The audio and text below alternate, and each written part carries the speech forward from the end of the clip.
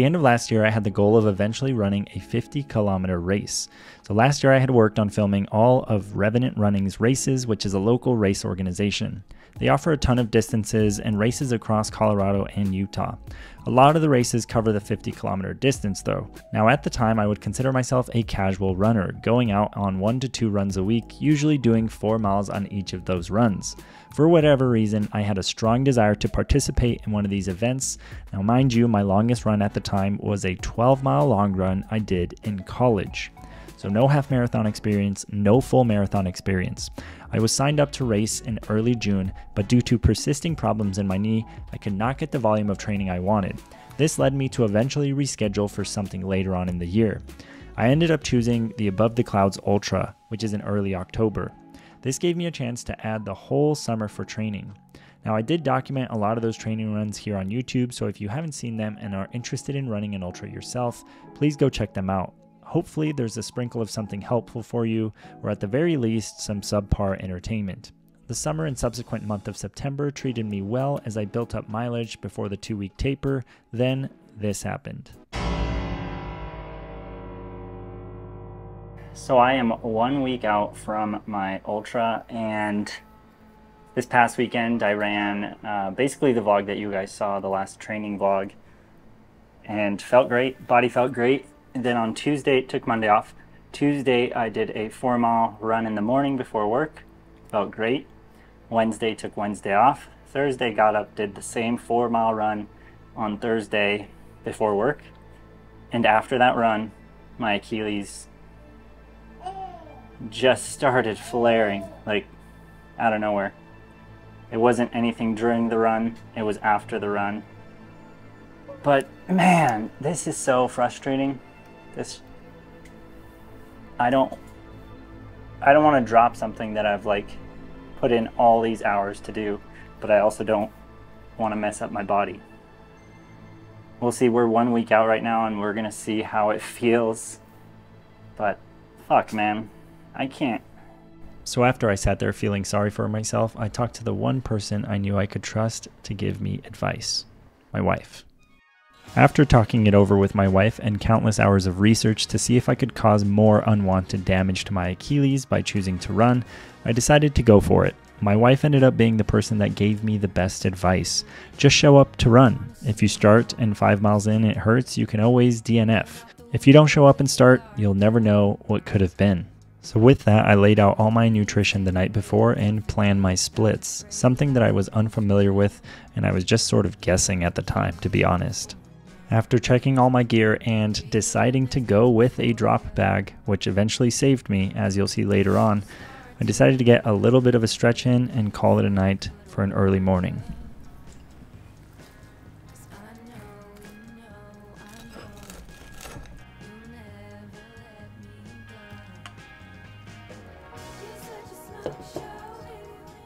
Now after some breakfast and coffee, I did decide to add some KT tape to my Achilles.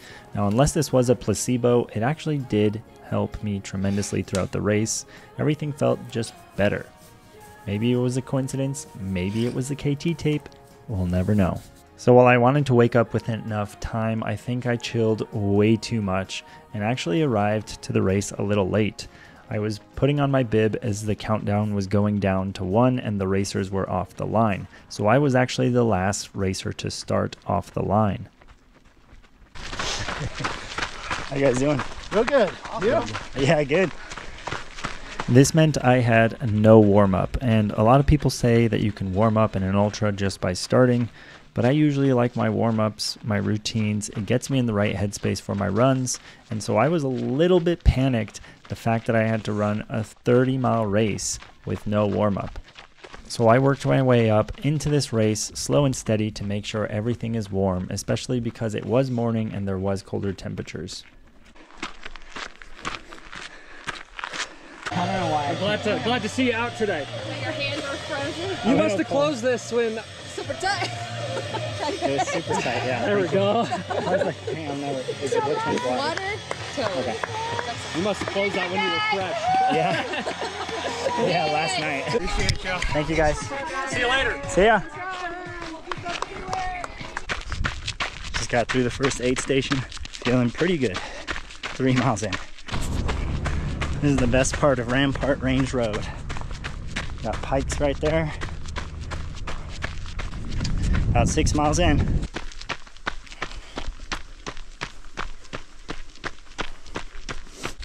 Just got done with aid station 2.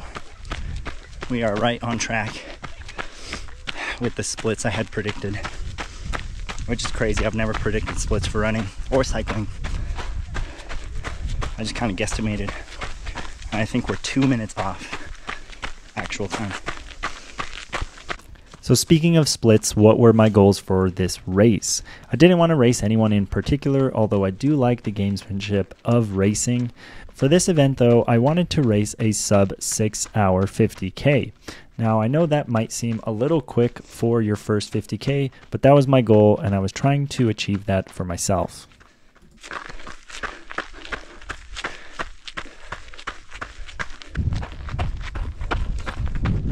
So this course takes you around Rampart Reservoir. And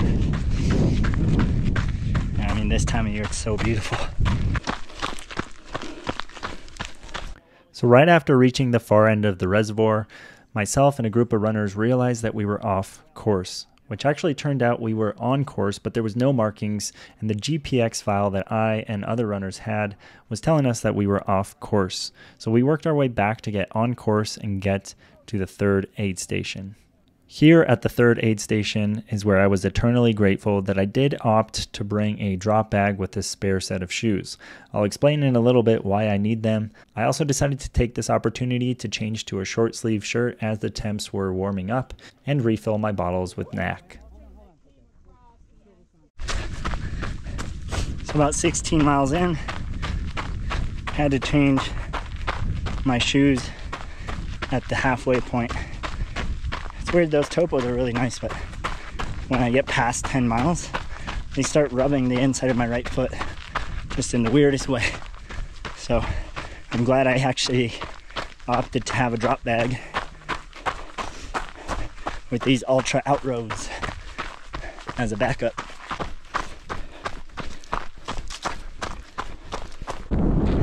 I want some regular water, but these are both carb mixes. So my palate is just wiped out with sweet stuff.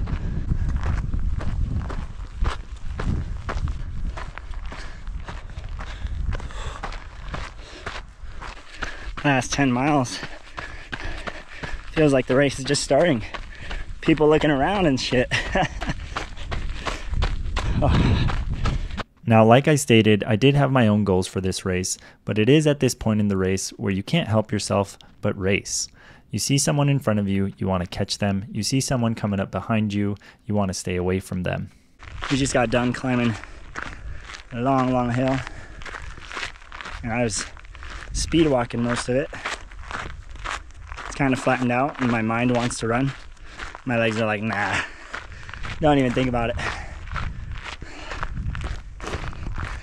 But I'm working through it to get to a jog here. So it is definitely the point in the race where you're questioning whether the people in front and behind you are walking up the same hills that you're walking. While I was thinking that, I was more concerned about my 6-hour goal. So I was set to pick up to a jog as soon as I could. So when I filmed this race last year, I posted up right there, and almost everyone that came by was walking, with the exception of the person who won. Now I understand why they were walking. All right, I'm gonna put you guys away. Start jogging.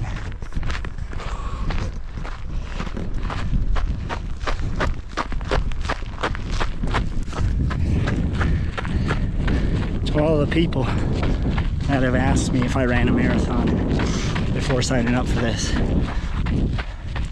Now I have.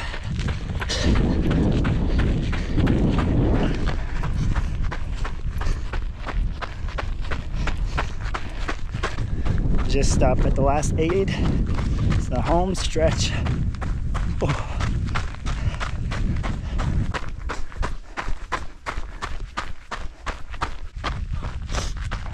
So after starting at the back of the pack and fighting my way up place by place, I ended up not getting my 6-hour goal or sub 6-hour goal. I ended up completing this event in 6 hours and 24 minutes. So this put me in 14th place out of 64 finishers for the event. No, I did not meet my goal, but I am pretty pleased with the overall finish and time that I made. Thank you. How'd it go, Josh? Oh, it's good. First ultra. Yeah. Yeah, dude. Yeah. I'm 60. Yeah, that was awesome. Beautiful course. So at the end of this race, I did realize why I really enjoy the ultra community. Watch this interaction. These two just battled it out at the end. Dude, thank you. How'd it go, man? Oh, pretty good, pretty good. Dude, way to just fucking take that. Took it down there. Thanks for it, guys. Yeah, thank you. Good job, man. This federal agency determined that it was... Well, got it done somehow. Despite being sick and having Achilles issues. The Achilles feels fine, actually. I know it'll flare up because it's probably going to be angry. But throughout the run, it felt fine. Man, what a trip. That was a beautiful run. I'm going to sit and think about my thoughts and then close out this video. So what are my thoughts after this 50K ultra? For the longest time, I couldn't say anything. I still kind of can't say anything. It was just amazing. I've done long rides like on a bicycle, and there is definitely benchmarks that when you go past like 100 miles on a bike, you feel great. You feel very accomplished. But there is this different level that I can't explain when you hit a benchmark on your own power with just your feet like pushing you through the whole thing. Nothing against cycling. I still really love cycling, but going even just for a 50K race on pure foot power alone is pretty incredible. Like I was tearing up during mile 26-ish, crossing that marathon point and then just getting to the finish line because I'd never been that far on my feet. And it's kind of crazy because you use your feet every single day. Well, for the most part, every single day. But you've never asked your feet to take you that far in one pull, one push, whatever you want to call it. So it does just, I don't know. It hit me different. It hit me very different. And the next day I was a little bit sore. We ended up going to the zoo, which was good. The Cheyenne Mountain Zoo here in Colorado Springs has a lot of hills. So just walking up and down those hills was actually really helpful for my recovery because it is hard after a 50K. If you just stay on the couch, you're going to be in pain. You got to get some active recovery, moving, walking the dog, walking to a park. So going to the zoo for me the next day helped me a lot. I will say that the race, besides the missed turn, was overall organized really well. So thank you, Revenant Running. If you're in town locally or you just want to come check out a race in this part of Colorado or in Utah, they do have the Ute in Utah. Come check out one of the Revenant Running races. I have filmed all of them, and they are pretty amazing. They all have their traits. Anyway, that's enough talking for me. Can't wait to train and do another one of these events. I do want to incorporate a little more strength training in my routine so I don't have that same sort of Achilles problem that I had leading up to this race. Fortunate that it didn't happen to be anything bigger or blow up into anything bigger, but it just still kind of sucked going into the race with that. I'm not going to lie. Yeah, that's it. Thank you guys for watching. If you're planning on running an ultra, do it. You'll feel very accomplished for it and enjoy the training process. I mean, after my ultra, there was like a relief. Like I don't have to force myself to go on these training runs. I get to just go run for fun now and do these things. But a lot of those training runs were like certain mileage, and I would just keep going because it was fun.